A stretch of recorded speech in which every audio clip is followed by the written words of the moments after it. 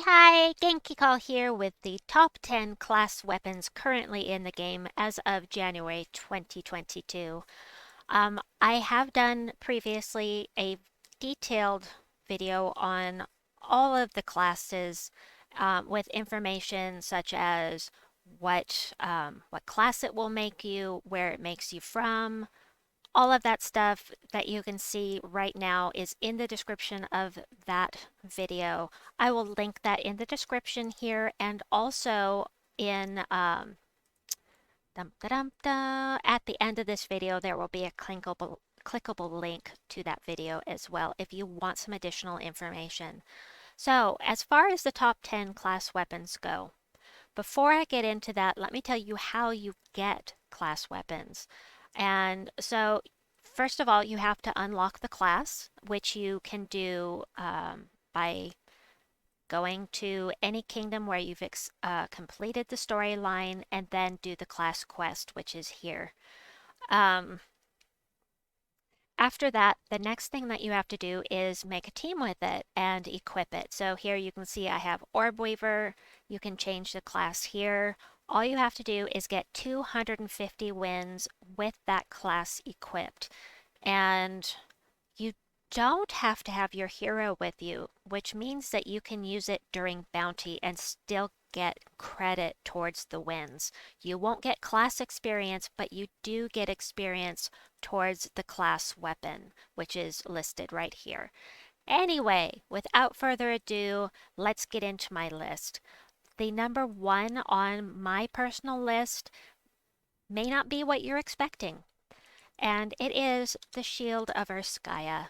The Shield of Urskaya is incredibly powerful. It gives an ally armor boosted by all enemy attack, which means it scales with the enemy. The more attack they have, the more armor your troop is going to get.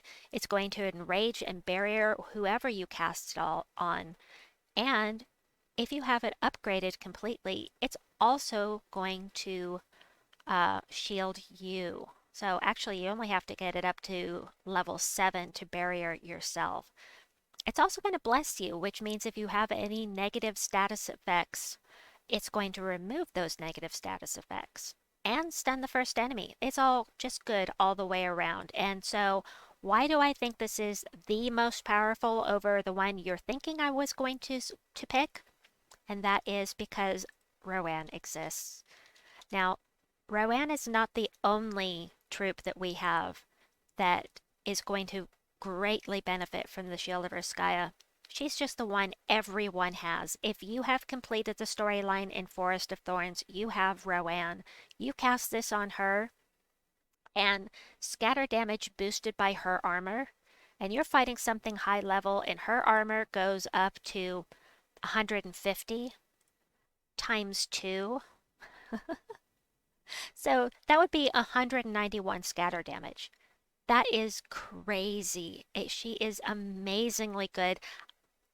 Honestly, this troop is nearly mythic quality. She is so good. And I wish I had known that when I was lower level. Another example of a really great use for the Shield of Urskaya is Tesla. Tesla does true scatter damage boosted by all ally and enemy armor, which means you can cast the Shield of Urskaya on any troop you want. It's still going to affect her spell, and she will decimate the enemies with true damage. It's a 4-to-1 ratio, but it doesn't matter because she's just that powerful when paired with the Shield of Urskaya. Really great for quick explorers and low-level delving. And high-level delving, when you've got the Shield of Urskaya with you, you can take it all the way to level 500 if you're able to get your troops shielded in time. So that is number one on my list. Number two is what you were probably thinking I was going to say, which is Essence of Evil. Essence of Evil is the Plaguelord class weapon. Now, I just want to backtrack for 1 second. Back to the Shield of Urskaya. The major problem with the Shield of Urskaya is that Urskaya is up here. It is one of the last kingdoms that you will unlock as you go through these kingdoms, so you won't have access to the Shield of Urskaya for a while. However, once you get the Urskaya unlocked, I highly recommend getting this weapon as soon as you can. All right, let's go back to Essence of Evil, Plaguelord, ESSENC, from Darkstone. Darkstone's also going to take you a little while to get to. It's at the bottom. Hold on. Darkstone. I always lose track of Darkstone. You can get to this pretty early on. You'll be doing this not too far into the game. But once you get to Darkstone, you might want to start working on this one. So the Essence of Evil, I know I keep backtracking here. The Essence of Evil inflicts all negative status effects on an enemy, explodes gems of one of their mana colors, meaning with this explosion, you're going to refill your entire team with mana, including the Essence of Evil, meaning that it can loop. And also, the thing is about this weapon, there are a couple of downsides to this weapon. I adore this weapon, but since it does every negative status effect, it's going to silence them, death mark them. It's going to just do fairy fire and just every single negative status effect, but that includes lycanthropy. So, lycanthropy, I hate it. So that is one downside of the Essence of Evil. The second downside you can avoid, and that is do not level it all the way up to level 10. When you are tempering this weapon with your ingots, do not do level 10. You will regret it. It has a 10% chance to transform the first enemy into a giant toad, and those giant toads will... Okay, I'm not going to say that, but those giant toads will completely screw up your team, because if they get mana, the giant toad is going to hit an enemy and pull it to the first position. That means they're going to mess up the order of your team, and if you have your... I don't know about you, but generally I have my team in a specific order because that's the way it's going to work best. I have lost delves because of the giant toad. So that really sucks. I hate it when it happens. I wish I had known not to upgrade that weapon. But it is still a fantastic weapon. It really is fantastic. But the combined effect of Shield of Urskaya being so good, and the two downsides to Essence of Evil are why I have them in number 1 and number 2, respectively. So from here on out, it's matter of opinion. I think probably most people can agree that Frostmage Orb of Winter should be at the top of this, towards the top of this list. It does damage to all enemies boosted by frozen enemies, which is ×5 ratio. So even if you're low level, you're going to get up to an extra 20 damage per enemy just from freeze. So 5 damage for each frozen enemy. And when you're lower level, that's really powerful. Also, something going in the favor of this particular weapon is the fact that it enchants itself, which is incredibly valuable. I love that. It's wonderful. Even if you have it at the bottom of your team and it's mana blocked, as soon as you get some mana, you can cast it and it'll start self-enchanting. So it's really, really, really nice. Also, you use this weapon with any class or troop that freezes enemies. So we've got Frostmage, obviously, it's the Frostmage class weapon. Elementalist, we've got any kind of class that does Snap Freeze, which will affect it a little bit. But Frostmage and Elementalist especially. Then you have troops like Queen Mab and the Frostfire King that will freeze an enemy on match 4s. Super powerful. I love it. It's a great weapon, and that is why it makes it to number 3 on my list. Next up is the weapon for Archmagus, and that is Reflection of Good. Reflection of Good is the polar opposite of the Essence of Evil, but without the downsides. So it's going to give all positive status effects to an ally, then explode gems of one of their mana color. So you will be submerged, barriered, blessed, which will remove negative negative status effects. Every single positive status effect there is will go onto your troop.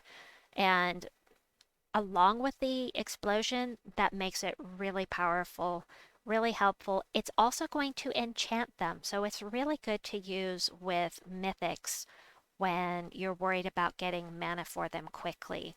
As far as upgrades, it will silence the first enemy, which is super, and drain a little bit of mana from them as well, so that once they become unsilenced, if they were full mana before, they're still going to have to make a match before they can cast upon you. So this is a really excellent weapon. I really like it. You have to go to Silverglade to unlock it, but anyway, next up, number 5 on my list. I have reasons for all of these. I'm gonna go through all of them. Number 5 on my list may surprise you. It is Fiendfire. Fiendfire does damage to all enemies, and this is the Blighted Lands, it says right here, Blighted Lands. It's the Blighted Lands Diabolist weapon. And Diabolist, right? Yes, Diabolist. Damage to all enemies boosted by demon allies, which I don't pay any attention to. It's the curse and burn that I really like about this weapon. Now, generally speaking, I use it for the curse. So when I'm delving and I don't want to take a troop with, when I'm backing up, when I'm delving with High King Iron Gut, I always want to have a troop or a weapon with me that's going to curse enemies so that they can be devoured if they are immune. And so if I don't want to take a troop, I take the Fiendfire and just cast it once. They're all cursed, and then I can devour them if they were already immune. If I could speak, that would be great. As far as the burn goes, that also is very valuable because we have troops like Baphomet that do double damage to burning enemies and triple skull damage to burning enemies. There are plenty of troops and classes that will do extra damage to burning enemies. So Slayer, for instance, Titan, they have this little thing called Fireblade, which is triple skull damage to burning enemies. Now this only applies to your hero, but you just stick your hero up at the front of the queue, and I usually put my hero up front anyway. Not on this team. Of course, the one I try to show you as an example. Neither that one either. Oh my gosh. I almost always put my hero up at the front of the team though. Next on the list is, maybe not one of the best. However, I do really like it. It is Dancing Daggers, which is for Dervish. Dervish is from Drifting Sands. It does damage to all enemies and knocks 1 to 2 enemies from the first to last position. As I mentioned earlier with the stupid toad, having your team order messed up can really mess with the synergy of your team. So you're doing it to an enemy, hopefully it'll screw them up as badly as it screws you up. Also, let's see. It creates a dust storm. So if you have troops that use a lot of brown, that is very helpful as well. Not one of the best, but it is actually one of the best ones to do damage to all enemies. All enemies. So let me see here. Yeah, it does more damage than Orb of Winter and just a little less than Fiendfire. I mean, anyway, it is a good weapon. I don't use it a lot, but I do like to use it in delving and special events and whatnot. Now, there are 2 weapons that can Excuse me, kicking the cat off my lap. There are two weapons that are really good for gold farming that are on this list, and the first of them is Plunder and Peril from Corsair class, which you get from Blackhawk, which is left-hand side, kind of middle of the map. Um, do damage to 2 random enemies, boosted by my gold and the enemy's gold. So it's not just your gold, it's their gold as well. So if they have a team that is getting lots of gold, it can really boost the damage that you're doing. So very good for gold farming. You get Cedric on your team, so you can have more gold for the battle, and it's just really effective. The downside of it is that it's 2 random enemies, but it does hit pretty hard. Um, and nothing really amazing here in the upgrades. So that is, what is that? Number 7 on my list. The next two are, they're okay weapons. They're not amazing weapons, but they are ones that I enjoy. So number 8 on my list is one I really, really like a lot. It is one of my personal favorites. Whoops. And yeah.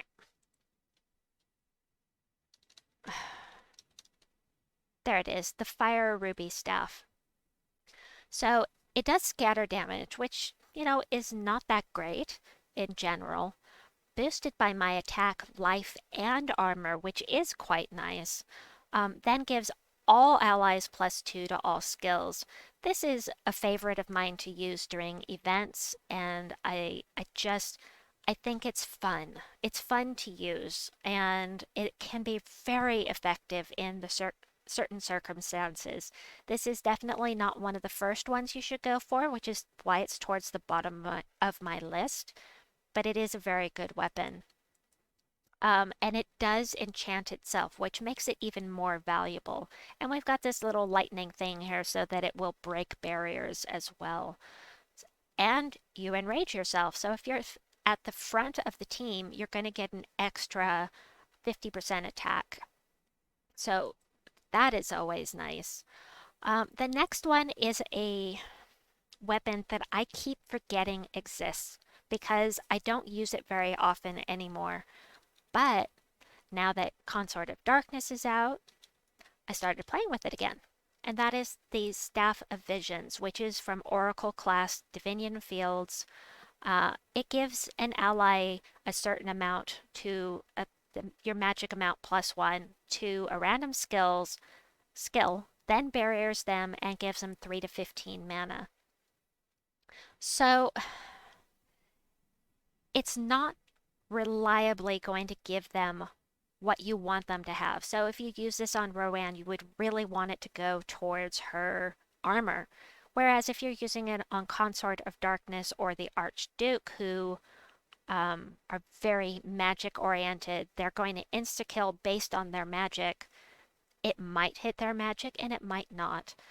But there's still something about this weapon that I really like. Either or, not a fan of that kind of method of play. However, this can be really fun because when it does hit that magic number that you want it to hit, it's really cool. And I do enjoy that. And at the very least, they're going to get a barrier and a bunch of mana. So that is very helpful. And it's definitely something to play around with. If you're getting bored with the game, it's a different method of play, and you can use this with Mabasira or Pan or any kind of Tina, any kind of troop that is highly magic based. Try this out, something different, and that is why I enjoy this weapon. Last up, number 10 is from Thief class. Oh, the goblins, Sajin.